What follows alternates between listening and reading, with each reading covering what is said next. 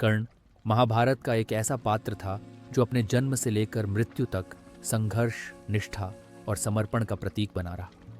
उसका जीवन एक ऐसी धारा के रूप में बहा जिसे समाज ने हर कदम पर रोकने की कोशिश की, लेकिन कर्ण अपनी शक्ति और साहस से हर बंधन को तोड़ता चला गया। वह केवल एक योद्धा नहीं था, बल्कि दानवीर, सच्चा मित्र और अंत तक अपने धर्म के प्रति समर्पित रहा। कर्ण का जन्म किसी साधारण परिस्थिति में नहीं हुआ था। उनकी माता कुंती, जो बाद में पांडवों की मां बनी, ने एक बार ऋषि दुर्वासा की सेवा करते हुए उनसे एक विशेष वरदान प्राप्त किया था। इस वरदान के तहत कुंती किसी भी देवता का आह्वान कर उनसे संतान प्राप्त कर सकती थी। युवा अवस्था में इस वरदान की परीक्षा लेने के लिए कुंती ने सूर्यदेव का आह्वान किया। सूर्यदेव ने आकर उन्हें एक पुत्र दिया, जो जन्म से ही कुंडल और कवच से सुसज्जित था। यही पुत्र था कर्ण, जो महाभारत के इतिहास में सूर्यपुत्र के नाम से प्रसिद्ध हुआ। लेकिन कुंती, एक अविवाहित युवती होने के नाते, समाज के डर से इस पुत्र को अपने पास नहीं रख सकी। उन्होंने कर्ण को एक बक्से में रखकर नदी में बहा दिया। ये वही क्षण था जिसने कर्ण के जीवन को संघर्ष और अपमान की राह पर डाल दिया। कर्ण को एक सूत, अधिरथ और उनकी पत्नी राधा ने पाया और पाला। इस प्रकार एक सूर्यपुत्र होने के बावजूद कर्ण का जीवन एक सूत पुत्र के रूप में शुरू हुआ। कर्ण का जीवन बचपन से ही संघर्षमय था। वह एक योद्धा की तरह बड़ा हुआ, लेकिन समाज ने उसे कभी स्वीकार नहीं किया। सूत पुत्र होने के कारण उसे राजकुमारों के समान सम्मान नहीं मिला। जब वह युद्ध कला में निपुण होना चाहता था, तो समाज ने उसे बार बार उसके जन्म के आधार पर अपमानित किया। कर्ण ने गुरु द्रोणाचार्य से शिक्षा प्राप्त करनी चाहिए, लेकिन द्रोण ने उन्हें केवल इस कारण मना कर दिया क्योंकि वह क्षत्रिय नहीं थे। यह अपमान कर्ण के जीवन का एक महत्वपूर्ण मोड़ था। उन्होंने निश्चय किया कि वह किसी भी कीमत पर महान धनुर्धर बनकर दिखाएंगे। कर्ण ने तब महान परशुराम से शिक्षा लेने का निश्चय किया, जो क्षत्रियों के शत्रु माने जाते थे। परशुराम ने कर्ण को शिष्य के रूप में स्वीकार किया, क्योंकि कर्ण ने अपने क्षत्रिय होने की बात छिपाकर स्वयं को एक ब्राह्मण बताया था। कर्ण ने परशुराम से धनुर्विद्या की अद्वितीय शिक्षा प्राप्त की, लेकिन एक दिन जब परशुराम को कर्ण की सच्चाई का पता चला, तो उन्होंने क्रोध में आकर कर्ण को श्राप दे दिया कि जब भी उसे अपने ज्ञान की सबसे अधिक आवश्यकता होगी, तब वह उसे भूल जाएगा।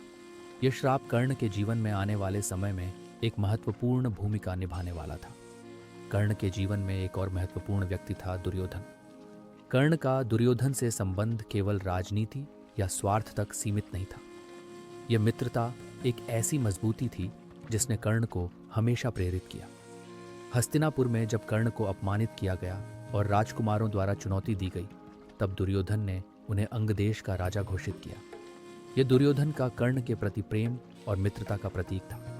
कर्ण, जो अब तक एक सूत पुत्र के रूप में अपमानित होता रहा था, अंगदेश का राजा बन गया। दुर्योधन के इस उपकार के बदले कर्ण ने उसे अपना सबसे प्रिय मित्र मान लिया।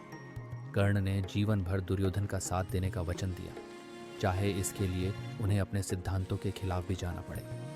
कर्ण ने कई बार दुर्योधन के लिए अपने प्राणों की बाजी लगाई और अंत तक अपनी मित्रता का पालन किया। यहाँ तक कि जब कर्ण को पता चला कि वह पांडवों का भाई है, तब भी उन्होंने अपने मित्र दुर्योधन का साथ नहीं छोड़ा। उनके समर्पण और निष्ठा की यह कहानी महाभारत के इतिहास में अद्वितीय है। कर्ण का जीवन जितना संघर्ष और अपमान से भरा था, उतना ही वह दान और समर्पण का प्रतीक भी था। कर्ण को दानवीर कहा जाता है क्योंकि वह हमेशा दूसरों की भलाई के लिए तत्पर रहते थे। उनके लिए कोई भी मांग छोटी या बड़ी नहीं थी, चाहे वह गरीबों की मदद हो या राजाओं का सहयोग। कर्ण ने कभी भी किसी को खाली हाथ नहीं लौटाया। सबसे प्रसिद्ध कथा कर्ण के दानवीरता की वह है जब इंद्रदेव ने उनसे उनके कवच और कुंडल मांग ली। कर्ण को पता था कि यह कवच और कुंडल उन्हें अजेय बनाते हैं और इन्हें देने का अर्थ होगा कि वह महाभारत के युद्ध में कमजोर हो जाएंगे। फिर भी कर्ण ने बिना किसी संकोच के अपने कवच और कुंडल इंद्र को दान कर दिए।